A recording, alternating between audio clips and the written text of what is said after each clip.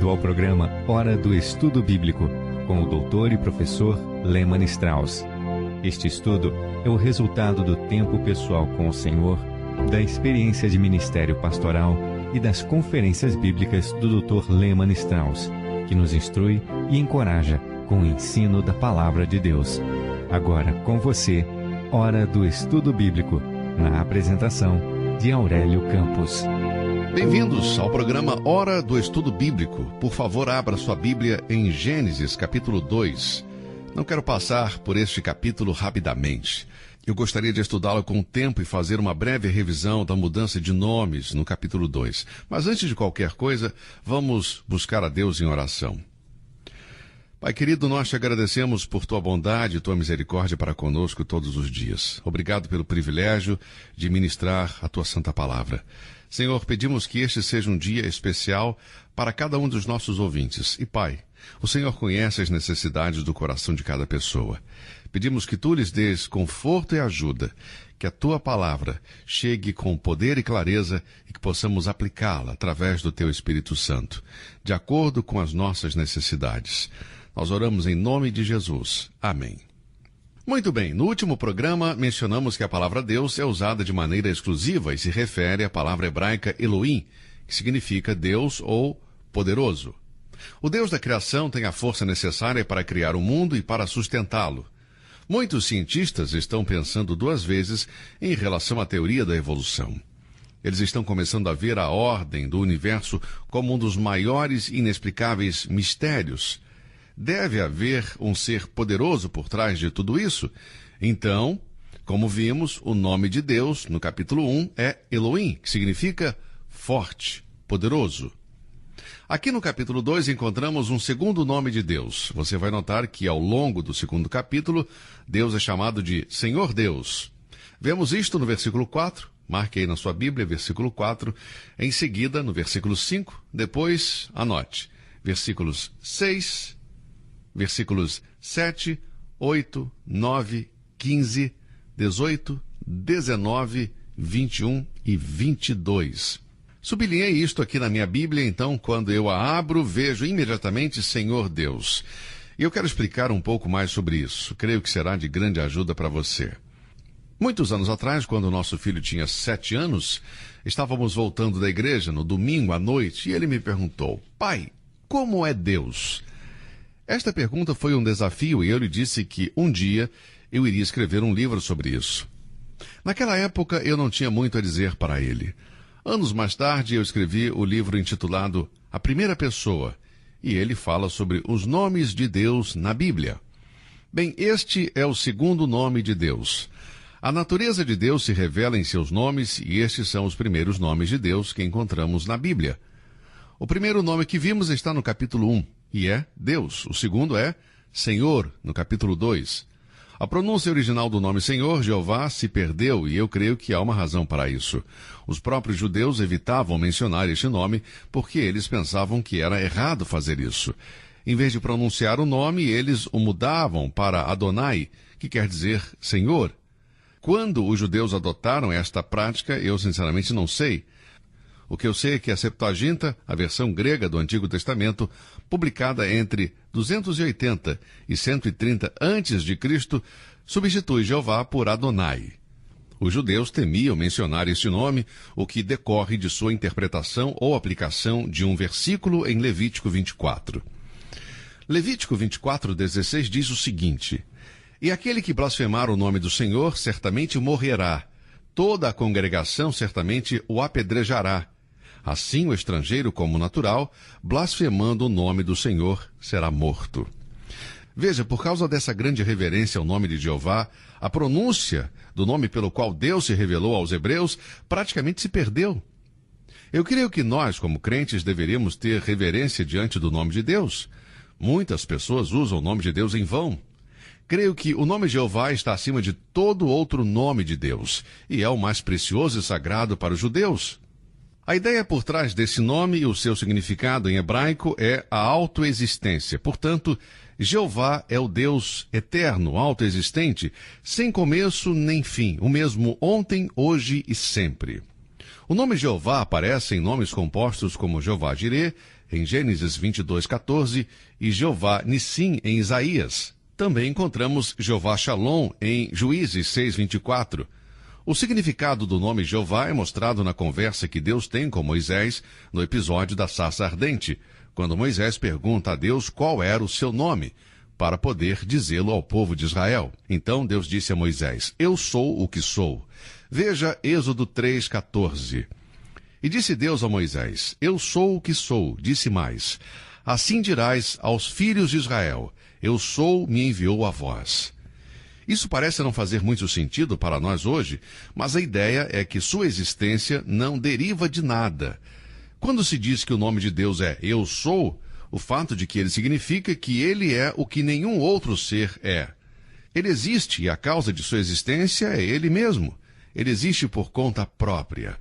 Trata-se de uma existência independente, e essa ideia é seguida por uma vontade e ação independente e não controlada. Houve um tempo em minha vida em que eu não poderia dizer eu sou, porque eu não era, eu não existia. Mas nunca houve um tempo em que Deus não existiu. Deus é um ser vivo diferente de todos, e muito superior. Efésios 4:6 diz: Um só Deus e Pai de todos, o qual é sobre todos e por todos e em todos vós. O nome Jeová, Senhor, com letras maiúsculas, que é o nome de Deus em Gênesis capítulo 2, mostra que ele é independente do tempo. Não há passado, não há futuro para ele. Não existe foi ou será. Deus não tem nada a aprender, nada a alcançar, nada a melhorar. A quem, pois, farei semelhante a Deus, ou com que o comparareis? A quem, pois, me farei semelhante, para que eu lhe seja igual? Diz o santo. Isaías 40, versículos 18 a 25. Assim vemos a importância e a força deste nome. Este nome, Jeová, não aparece até depois da criação do homem. No capítulo 1, lemos: Façamos o homem à nossa imagem. E no versículo 27, e Deus criou o homem. Vemos sobre a criação do homem no versículo 27 de Gênesis capítulo 1, mas os detalhes vemos depois, e é nesta descrição detalhada que encontramos o nome Senhor. E formou o Senhor Deus o homem do pó da terra, e soprou em suas narinas o fôlego da vida, e o homem foi feito alma vivente. Isto está no versículo 7, que vamos ver mais tarde. Nas Escrituras, o Espírito Santo usa frequentemente o nome Elohim, especialmente quando está falando sobre o universo físico. Mas quando está se referindo à salvação e à proteção do Filho de Deus, encontramos o nome Jeová. Deixe-me dar uma ilustração. O livro de Gênesis, capítulo 6, diz: Assim fez Noé conforme a tudo o que Deus, Elohim, lhe mandou. Assim o fez. Em seguida lemos: Depois disse o Senhor a Noé: Entra tu e toda a tua casa na arca, porque tenho visto que és justo diante de mim nesta geração. Gênesis 7, versículo 1. E no versículo 16: E os que entraram eram macho e fêmea de toda a carne, como Deus lhe tinha ordenado, e o Senhor o fechou dentro. Você observou a mudança de nomes nestes versículos? Agora, leia Gênesis 6:22, Gênesis 7:16, e você verá que quando se fala sobre os animais, encontramos o nome Deus. E quando a história inclui Noé, aparece o nome Jeová. Veja, Deus tem uma relação especial com o homem, e este relacionamento é diferente do resto da criação. Aliás, este é outro ponto contra a evolução. Deus tem um relacionamento especial com o homem que ele não mantém com o restante dos seres vivos. Esta comunhão que Deus estabeleceu com o homem, a quem criou a sua imagem e semelhança, revela o caráter de Deus e seus atributos no nome usado no capítulo 2, Senhor Deus, ou Jeová Elohim. Agora vamos ver este capítulo, Gênesis capítulo 2, e ver se podemos tirar algumas lições dele. Vamos começar com o versículo 1. Embora vimos alguns versículos no programa anterior, creio que é sempre bom fazer uma revisão. Assim os céus, a terra e todo o seu exército foram acabados.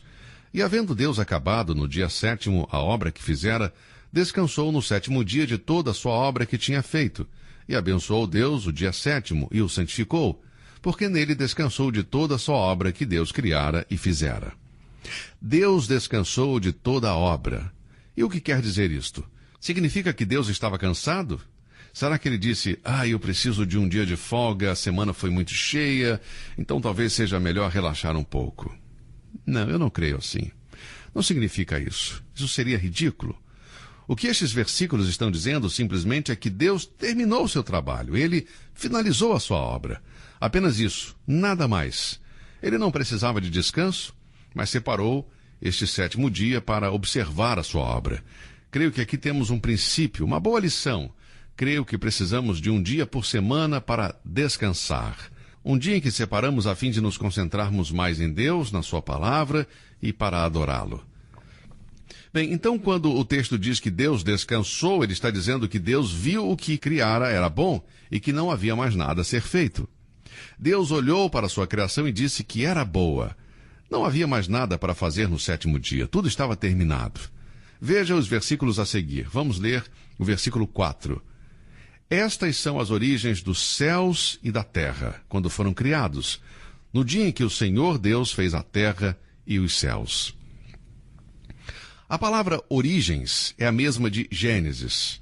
O título Gênesis é baseado no uso da palavra grega Septuaginta, equivalente à palavra hebraica para origem ou começo. Da mesma forma, temos a palavra geração, que aparece em muitas ocasiões no livro de Gênesis. Por exemplo, no capítulo 6, versículo 9, lemos: Estas são as gerações de Noé, ou seja, esta é a história genealógica de Noé. No capítulo 10, versículo 1, lemos: Estas são as gerações dos filhos de Noé. Ou então, esta é a história genealógica de Noé e seus filhos.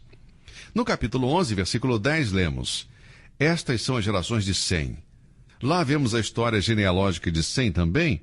Esta é a ideia por trás da palavra gerações ou origens. Versículo 4. Estas são as origens dos céus e da terra, quando foram criados, no dia em que o Senhor Deus fez a terra e os céus, e toda a planta do campo que ainda não estava na terra, e toda a erva do campo que ainda não brotava, porque ainda o Senhor Deus não tinha feito chover sobre a terra, e não havia homem para lavrar a terra. Aqui no versículo 5, temos uma observação interessante. Ainda não tinha chovido sobre a terra. Isso incomoda algumas pessoas que dizem: como pode algo existir sem chuva? Bem, nunca questione a capacidade de Deus para cuidar da sua criação. Havia um vapor, uma umidade criada por Deus que não caía como a chuva, mas umedecia quando era necessário. Portanto, não havia chuva naquela época, mas havia algo que umedecia a terra. Nos dias de hoje temos algo similar, temos o orvalho da manhã. Muitas vezes pela manhã, quando vou pegar o meu carro, ele está totalmente molhado por causa do orvalho que caiu toda a noite. É como se estivesse chovido a noite inteira, mas nenhuma gota caiu do céu. Um vapor, porém, subia da terra e regava toda a face da terra. Agora chegamos a um versículo muito importante, o versículo 7. Deixe-me dizer algo como introdução. Alguns críticos dizem que aqui há duas narrações contraditórias da criação. Mas não é assim. Em Gênesis capítulo 1, vemos a declaração quanto ao fato da criação, a criação do homem. Versículo 26, capítulo 1. Então, Deus disse: façamos o homem à nossa imagem conforme a nossa semelhança. O versículo 27 diz: e Deus criou o homem à sua imagem, a imagem de Deus o criou, homem e mulher os criou. O que temos no capítulo 2 é a explicação mais detalhada de como Deus fez o homem.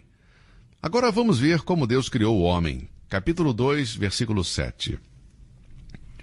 E formou o Senhor Deus o homem do pó da terra, e soprou em suas narinas o fôlego da vida, e o homem foi feito alma vivente. Aqui nos é dito exatamente como Deus criou o homem. Ele o formou a partir do pó da terra. Esse foi o método para criar o homem. No capítulo 1, vemos Deus criando a partir do nada, mas agora isto não é mais assim, não é o caso. No princípio, criou Deus os céus e a terra. Ele criou do nada. O próximo passo na criação é a criação da vida, e vemos isso no capítulo 1, versículos 26 e 27. Mas aqui no capítulo 2, versículo 7, vemos o método que Deus usou para criar o homem. Deixe-me dizer aqui que vamos nos limitar ao que a palavra de Deus nos diz. Não tente ir além dos limites da palavra de Deus. Não deixe a sua imaginação se perder. Não especule. Não faça perguntas cujas respostas não estão na Bíblia. Tem pessoas que me escrevem e fazem perguntas sobre as quais a Bíblia não diz nada. E eu respondo que quando a Bíblia não diz nada, tampouco eu vou dizer. Há vezes em que eu, sinceramente, não sei a resposta, portanto, aceite isso como é, como a Escritura diz. Não especule, não invente. O Senhor Deus formou o homem do pó da terra. E ponto final. Vamos nos limitar a isso? Não podemos ir além disso. O que esse versículo está dizendo é que os nossos corpos são compostos de 16 ou 17 substâncias químicas, que também encontramos na terra. Estes mesmos elementos são encontrados na terra hoje em dia. A parte física do homem foi tirada da terra. Do ponto de vista químico, o corpo do homem custaria pouco, mas o versículo 7 nos diz como Deus o fez. Bom, em nosso próximo programa vamos continuar a ver essa questão. Tem sido muito bom para mim, eu espero que esteja sendo bom para você também. O nosso tempo acabou e por isso, se Deus quiser, vamos continuar o nosso estudo de Gênesis no próximo programa. Que Deus o abençoe e até lá então. Você ouviu Hora do Estudo Bíblico com o professor e doutor Lehmann Strauss, na apresentação de Aurélio Campos.